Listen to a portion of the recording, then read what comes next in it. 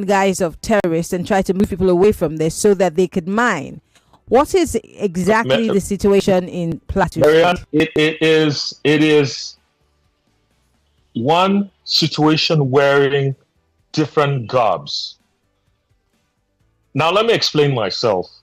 Some of the places that this pogrom has played out, this killings have played out, you only need to go there. Some years ago, when there was about 200 people in one night killed in Geshish, and I was able to see what Geshish looked like. I am talking of lush fields. I am talking about greenery. I am talking about water bodies, waterfalls. And I'm talking about an abundance of mineral deposits in that place. Same thing in Meiferimota, just not too far from Just North. As a matter of fact, Meiferimota is in Just North. That is how brazen the killers have become. Same thing with a lot of Ariri. Same thing with Huke. Name them. These places are very rich.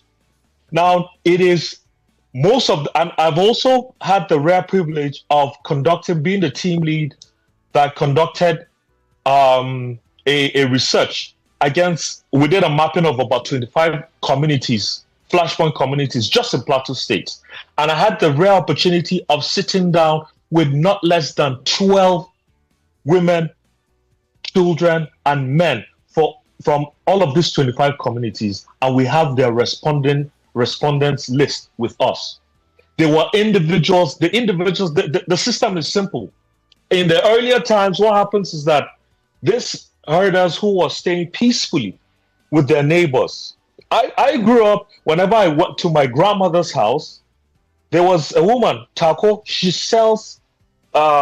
sends milk. It was one of the high points because she would come in, she knows how to speak the language. She would speak it fluently. And there was some interchange of, friendliness between our grandmom in that time. So they understood each other. They were very good friends. And to me, it felt very genuine. We were very little then. And then all of a sudden, down the years, at some point in time, these people pulled out of the communities. And before you knew up, in the next week or 2 weeks to come, or the next month, they woke up to sounds of gunfire and attacks. And almost around the same time, they probably were able to kill so much people that people, wondered what was happening. Then this became a recurring decimal over time. That even when we are still having conversations about 30-something individuals that were killed in a classroom in one of the villages in Kwal, and this time under the watch of the military.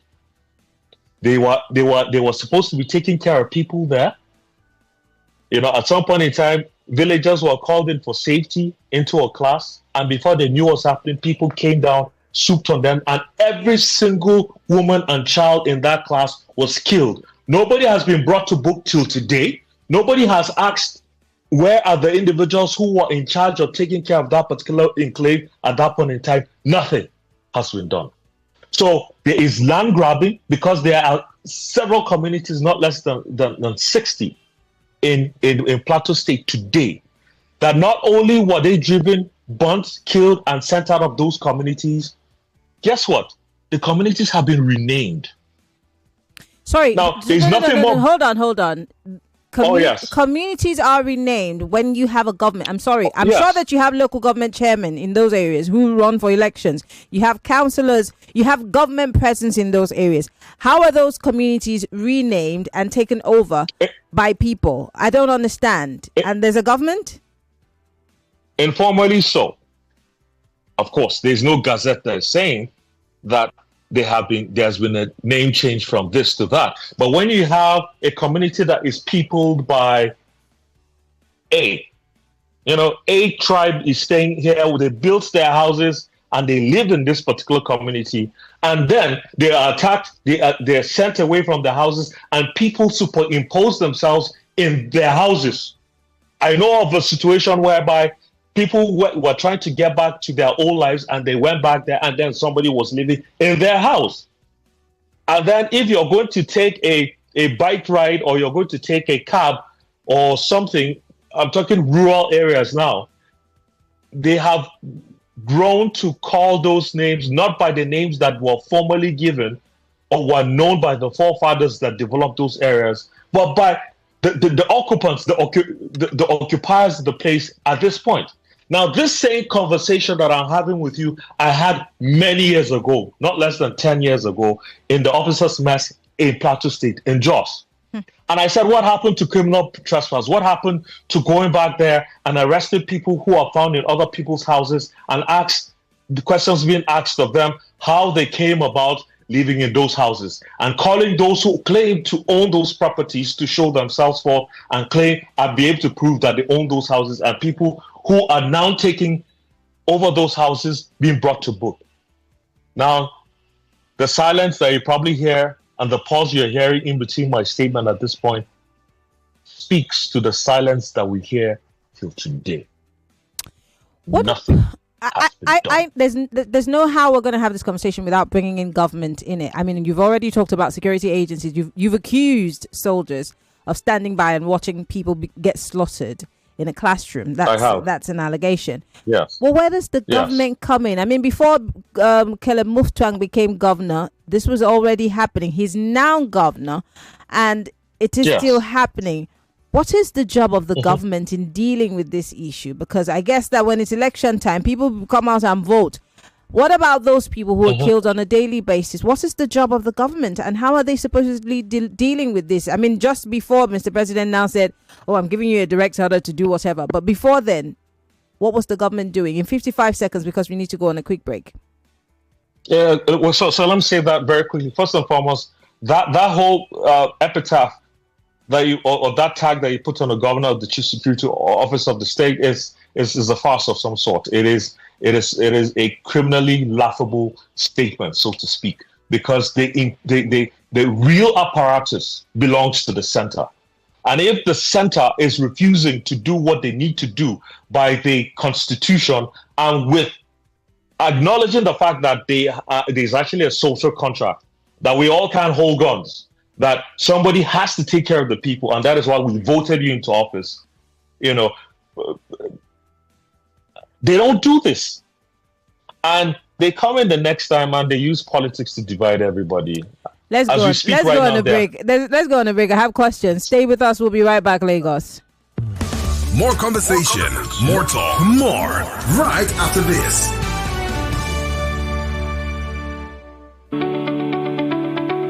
Feeling under the weather? Tired of getting sick? Immunase from Vitabiotics can help. Immunase is a supplement packed with vitamins and minerals like vitamin D, zinc, and selenium that support your immune system. With Immunase, you can boost your natural defenses and fight infections, reduce your occurrence of illnesses, enjoy faster recovery, and better energy levels. Immunase from Vitabiotics, trusted partner to keep you healthy. Available at pharmacies near you.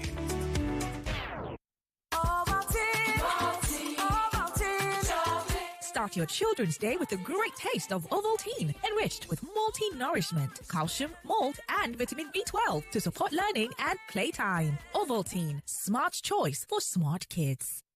Update! Extra value don't land though. We don't raise them now. We don't raise them. Your 50cl Coca-Cola don't turn to 60cl.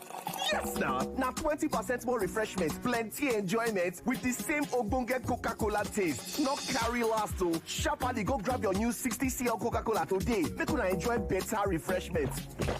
This now extra value with the same Ogbonge taste. Coca-Cola, real wonder. Even Fanta and Sprite say follow for this one oh. Now so I did on my own. Now a message enter my phone. Fiam. I can't click Fiam. Now so my money for account go. Fiam.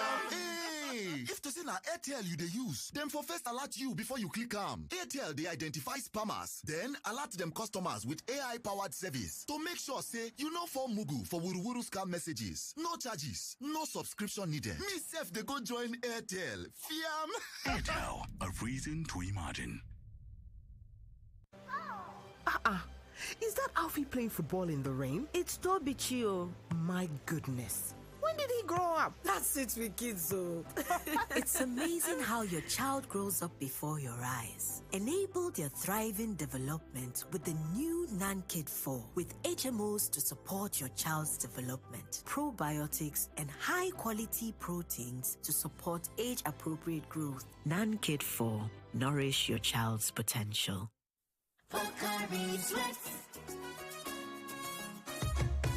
ions, please, can't get enough. My ions, please, give it to me now. It go rehydrate you, yeah. Replenish your ions with Pocari Sweat. Rehydrate you faster, easy we observe. Pocari Sweat, give me some more. Pocari Sweat. What can your bank do for you? Meet Jane, 25 years old. She's been having troubles acquiring a loan from her bank. This is not okay at all. I've been on this queue forever, and you're saying I should fill another form. What's going on? What can your bank do for you? Meet Frank, 27 years old, held up in traffic and making fruitless transactions. Mama, I have saved the airtime, even the electricity charges. I don't know why it's so difficult making this payment. Introducing Safri, a lifestyle digital bank that's designed just for you. With one click, you can make easy and fast payment transactions, pay bills, and even acquire easy loans. Hurry and download the Safri app on your Play Store. Visit safrisafri.com for more information. Safri, borderless banking. Mr. Teacher, please, what happens when children come to school? How is it that they leave home very neat and return looking so different?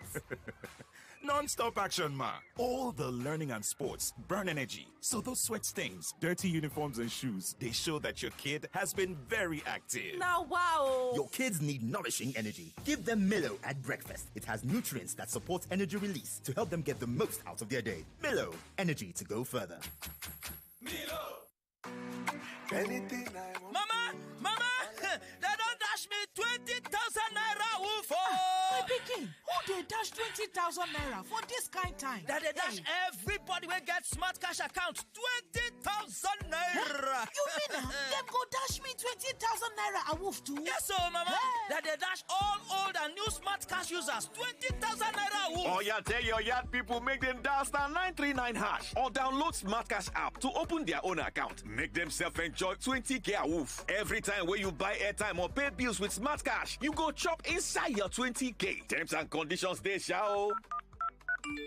I don't see my own a woof. Oh. Smart Cash, powered by Airtel. The power to win bigger is in your hands with 2,500 times multiplier for BetKing Casino games. Download the app and register today using the promo code FREEBETS to enjoy 100 naira instant bonus and other exciting offers. Terms and conditions apply. Not for persons under 18 years. Play responsibly. Welcome back to your number one talk, news, and sports station. This is Nigeria Info. Millions of listeners trust us on Hard Fact.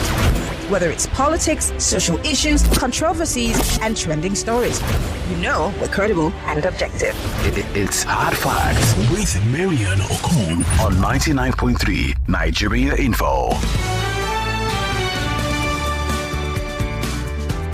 Yes, it is still hard facts. It's, the big hard facts for today is Plateau State. We're looking at the killings and trying to make sense of what's at the core of these senseless killings, and the numbers continue to go up, unfortunately. And my guest obviously has touched on a couple of things and how it seems to be more of a multifaceted problem, if you ask me. But then again, is there a need for a one-size-fits-all solution, or do we also need a multifaceted solution to it? But before we went on that break, my guest was talking about the fact that the governor is the chief security officer only on paper, and he thinks that it's a lie of sorts and that the federal government has a job to do that they're not necessarily ready to address. But I would tell you that last week I had the spokesperson to Mr. President, Mr. Daniel Boala, here on the show, who, in not so many words, blamed state governors for their own predicament, saying that asking what they do with the security votes that the federal government has increased in recent times, that they're not putting it to good use, hence these problems, and not addressing the needs of security agencies in their domain? I'd love to hear you answer that question. Maryann, I am so disappointed in my colleague, Daniel Bwala. I mean, he's someone that I respect, but I beg to differ on this particular point. Same thing with one of the spokespeople of the of the federal government, and even the Mr. President himself, when he said recently, made an allusion to asking the governor to settle his, as if it was akin to a communal clash. Listen, and hear this clearly. I'm hoping that those who are listening should hear it very clearly. There is a genocide. We have a genocide in our hands. It is great disservice. It is almost criminal to say the things that Mr. Daniel Bwala and other spokespeople of the president, and even the president himself, has mentioned. I am really touched and deeply disappointed in the way they have characterized the what is going on in Plateau State. I am telling you that I have sat in on many peace accords. I have sat down on many. In fact, I have been in a situation in Bokos local government where communities came, because I am also an ADR expert, and I have done this work for a very long time on behalf of great reputable NGOs in the state. I've had a situation whereby communities in Bokos local government got together, and I separated them. We had conversations, and they even agreed at some point in time. We said, are you in unison here that we should live in peace? I even came up, assuming that was the problem, the use of water, for instance, in that particular local government.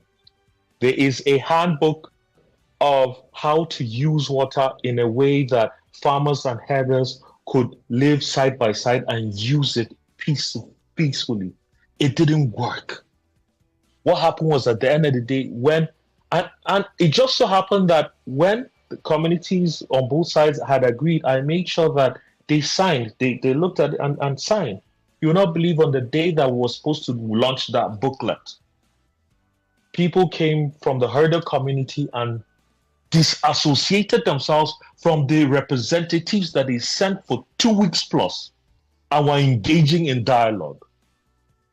And you tell me that these are individuals who really want peace? It was as if there was a need to make sure that there was a perpetual disunity, or there was perpetual need for an argument so that you can justify. Because I have seen it, where people will say that, oh no, it's because you kill cows, you poison cows. That is why they need to, for this reprisal attack. Shame on people like Daniel Bwala and the ilks of him for standing all the way in Abuja or wherever it is and saying the kind of things that he's saying. I am ashamed. I expect a little better from them. We cannot politicize this thing. We cannot politicize this situation. And like I said, do not forget, in recent times, we're talking about how the Nigerian security sector budget has not been less than 2.3 trillion, representing about 13.4% of the total national budget. I'm talking about Operation Safe Haven that is speculated to have receive about 10 to 15 billion every year. Of course, this is rebuttable because they won't get the real, the hard facts. But these are the pending issues. And then you ask yourself the question: when this individual swoop on a nightly basis, what do you expect Barrister Fong to do? Because he cannot call on the GOC. Do not forget that we have the 3rd Armored Division just 10 kilometers away, and they are not going to move an inch except they're giving orders from Abuja. And people are dying. No matter what the chaos looks like, no matter how people are shouting, nothing is going to happen because we don't have the apparatus of coercion and of violence to match it. These people are coming in with semi-automatic weapons. I have seen Scorpions, I've seen Berettas, I've seen people intercepted with all of those kind of ammunition. And what do you have, bows and arrows? And that is why I've continuously said that one of the things that needs to happen, Mr. President, sir, IG, the Chief of Defense Staff, we understand.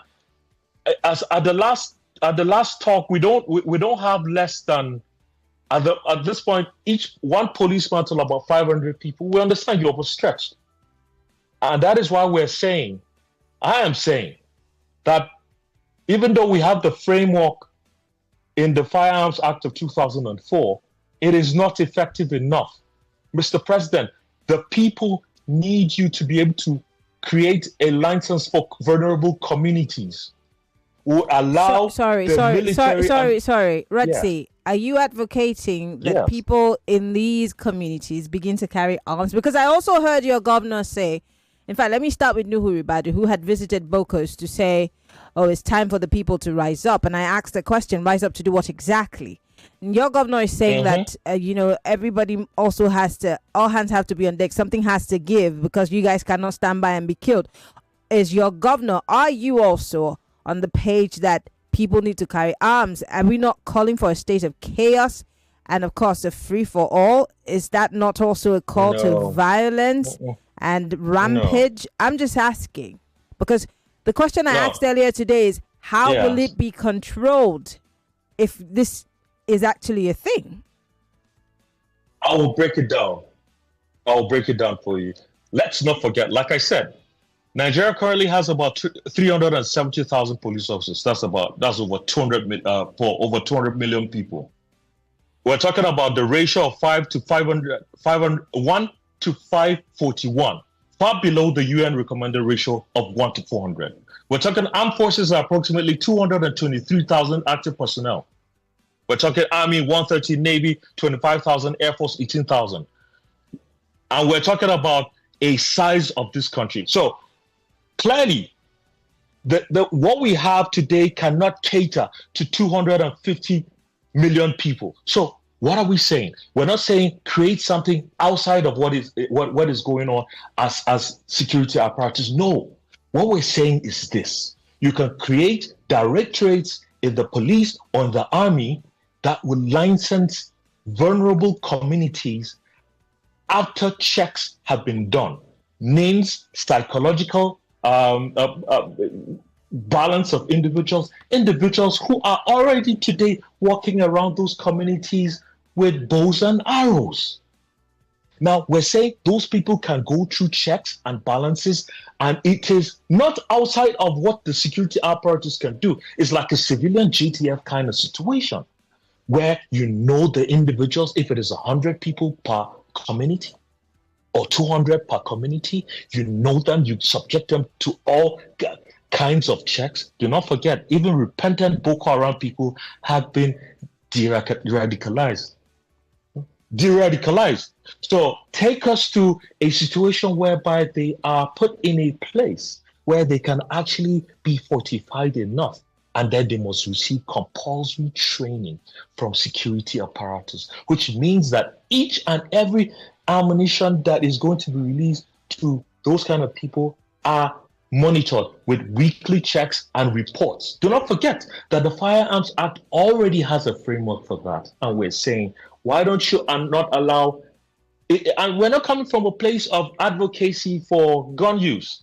Like, for instance, the National Rifle Association in the US. No, it's not like that. We're coming from the context of Section 33 of the 1999 Constitution that gives you a right to self-defense. Great. We're saying yes. Let me just quickly ask this question, because as much as you're saying, I mean, what you're advocating for is some sort of state policing on a certain level, but then this is at a community level. Yeah. But this also sounds to me, correct me if I'm wrong, as a long-term plan. In the interim, people are being killed on a daily basis. What is that short-term solution? Quickly, what is that short-term solution?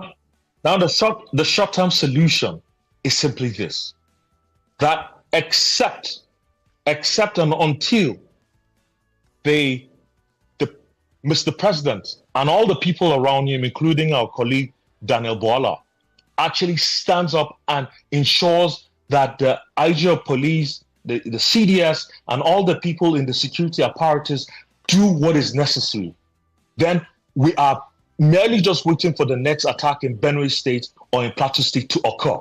And when it does occur, we do not know what is going to happen. Because that is the reality. Because the truth is, we cannot fly in the face of reality. That is the truth. It is either we get these individuals to stand up and do what is right, or we ensure that we give them a temporary reprieve. Today, if the president wakes up and says, I am giving a fiat to the Inspector General of Police to work together with the Commissioner of Police in every state and start something and make sure that people are getting the guardians that they need. Except that happens, I am sorry. We're going to keep having these conversations. And God forbid it that it continues for another 10 years. Well, I want to open up the phone lines. I see the phone lines buzzing already. In case you're watching us, we're live on facebook.com/Nigeria Info FM. We're also live on YouTube. Post your comments and questions. I'm going to open up the phone lines 30 seconds. Just go straight to the point so our guests can answer your questions if there be any. 0201-277-0993, 0201-465-7190. We're talking about the killings in Plateau State. What are your thoughts? Hello, welcome to Hard Facts. Yeah, Maryann. Good evening. What's your name? Where are you calling from? Okay, yeah, we are Jugo again from 30 Makarabo Road, Shagab. Yeah. Please, ask your guest. These people, they come in because I have a friend here from Benue. He said these people, they are in the bushes, and the police and the army, they know that they are in the bushes. What are they doing? Is it that they are not going after them to arrest them or to just do something? What are the police and the army doing? Please, let me ask him. They cannot just be killing people anyhow now. Thank you. All right. Thank you very much. Redzie, I'm sure you heard his question. I heard him. Unfortunately, they know where they are, but nothing is being done. Hey, check your social media. They have been there to even shake hands with them. Hello, welcome to Hard Facts. Hello. Yeah, Maryann, good evening. Good evening. 30 seconds. What's your name? Where are you calling from? Good evening to our guest. You have retired military men from Plateau and Benue. Take the record of those. That's correct. If we don't want to harm people, every G can have to have a firearm. At least these guys are trained. Get their records, arm those guys to defend their people. I'm really disappointed in Bukala too. Not only this guy that is speaking with us today. I wish this man is a president of this country or governor of that state. Thank you. All right, thank you very much, Redzie. They're telling you to run for governor of your state. Hello, welcome to Hard Facts.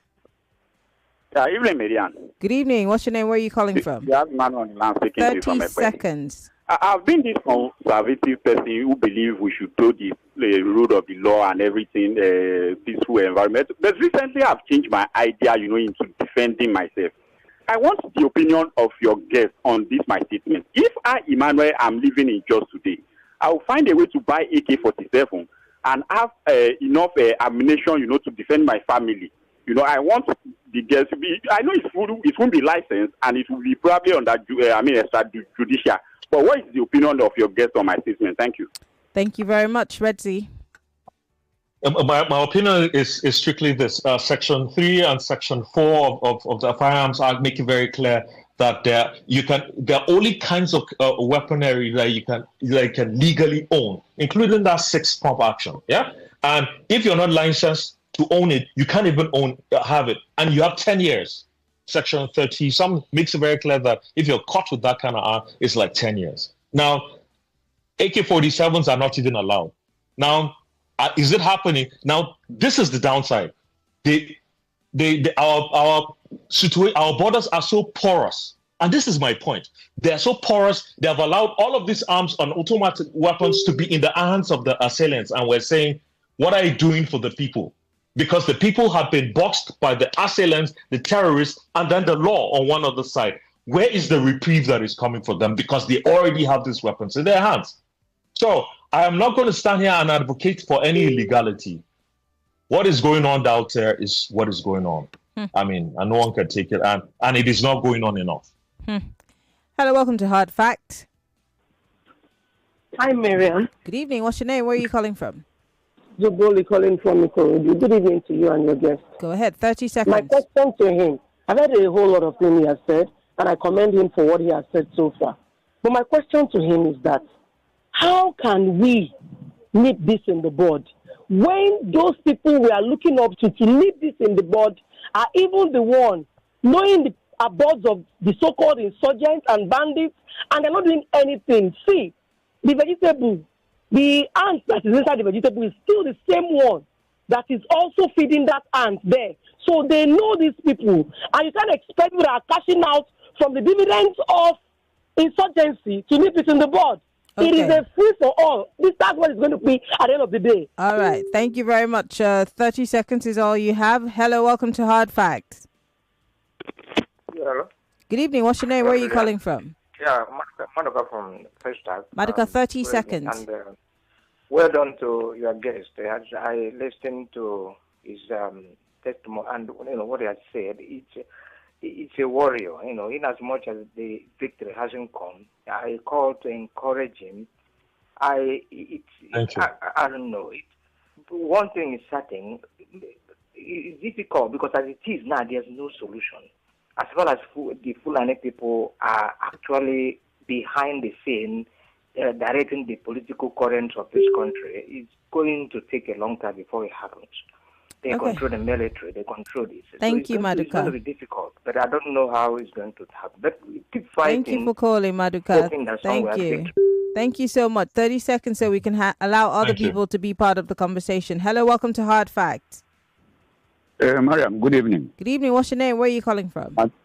And good evening to your guest, Benjamin Chidebere, my name. 30 seconds. I since I've been listening to your guest, and I listened to Mr. Buala last time.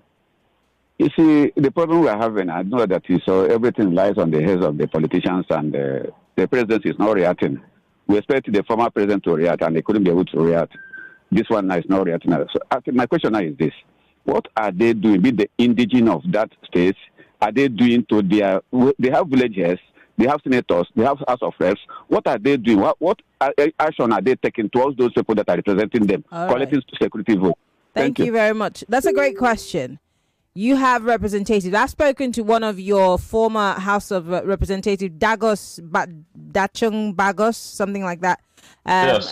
And that was after the January 1 attack. So you have members representing you at all levels, and that's why I asked you earlier on about your local government chairman, your councillors. What is their job, and how are they representing you? How are they taking your message to the government and all their colleagues on the floor of the National Assembly? So if you followed the ongoings of the National Assembly in recent times, there has been a call by, for instance, the House of Reps member representing Bassa Jos North, which is where the Irigwe community is at this point. There has been those kind of calls on a regular basis. Now, one thing, and also answering some of the questions that have come in before, one of the things, and this is what, this is where there's a call for unity as well. And that is why I appreciate that this is also, in Lagos State, because ultimately, the truth is the problem is so gargantuan. We need help from across the aisle, across the Niger, except we have conversations going on and people empathizing with us and also joining us to pressure the federal government to do what is right. We don't need to go to courts, but if we need to, I think it is about time, because we have been having meetings. Maybe we need to go and draw a writ of mandamus to compel authorities to do what they need to do.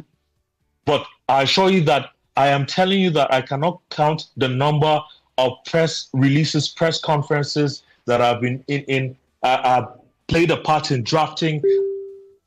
There is so much that has been going on, but the deaf ears that this issue has been giving is really nauseating. So we're going to keep on, because people need to try and reinvent the wheel as it is right now. But there's been quite a number of things that has been done, and partly we're having conversations with some of my colleagues in the NGO space, and I said, maybe we need to keep having this conversation. Maybe somewhere Daniel Buala will hear this, and then they will speak truth to the president and they'll get the real thing across board, because I don't know what they're doing there. Anyway, still hard facts. We've got about 2 minutes on the clock. Let's go to WhatsApp. I'd like to read some messages on WhatsApp before I let my guest go. Let's go to WhatsApp quickly here and look at some of the messages that are coming in. All right. So many messages. We're just going to run through them. This one says, the best thing for the Inspector General of Police, National Security Advisor, and the Chief of Army Staff is to resign, since they cannot be able to carry out their constitutional duties and obligation to secure the lives and properties of this country, especially Plateau, Borno, and other states where killings by terrorists have been the order of the day. It's a shame and disgrace for their incompetence, and they know the game that they're all playing. And he says, "There's God. God is watching." Matthias sent us that message. This one's from Bayo in Opik. Bayo says, "You see these Plateau killings. The Chief of Army Staff had said the truth the last time he went there, that the problem needs a political solution than kinetic approach, meaning that he knows those behind the killings, and it's sad that these leaders have consistently be what did you type? Anyway, he's talking about making the lives of the vulnerable people." Thank you very much. I did not understand that last part of your message. This one's from Jeremiah, and Jeremiah here says, Nigerians must be told in clear and concise terms that Tinubu cannot do more than what you see through, even though he's back from medical overseas trip. So one way or the other, Nigerian people should defend themselves to such extent that the terrorists should also always be resisted and be made to take a flight and totally out of these regions that they have laid siege on. Whether Nigerians believe it or not, Islamic jihadists have surrounded the country to do what they have been empowered to do, and that's not land grabbing at all. It's soft landing approaches, calling it land grabbing. Okay, Jeremiah. But on that note, I want to say thank you. Redzie Jugo is a lawyer. He's also an activist. He's from Plateau State, one whose voice is pretty loud when it comes to the issue of killings. Redzie is the lead at Srarina Initiative for Peace, Justice and Development. She's also a board member of Irigwe Development Association. I want to say thank you, Redzie, for coming on the show. And don't stop. People need to understand what's happening in Plateau State. We appreciate you for coming. Thank you. On behalf of myself and our people, we're grateful for this platform. Thank you so much. Thank you so much. Well, Lagos, there you have it. That's the conversation. Don't forget, you can follow us live on Facebook, YouTube, Twitter, Threads, and TikTok. You can follow me on Twitter, Instagram, Threads, MIMIEYO. Love you, Lagos. Good night. More news and information coming up. We'll be back in a moment. 99.3 Nigeria Info. We are more than just radio. Subscribe to our YouTube channel at Nigeria Info FM. Check us out on Facebook at Nigeria Info 99.3. Follow us on Twitter at Nigeria Info FM and on Instagram at Nigeria Info FM Lagos for live updates as it happens. 99.3 Nigeria Info. Let's talk.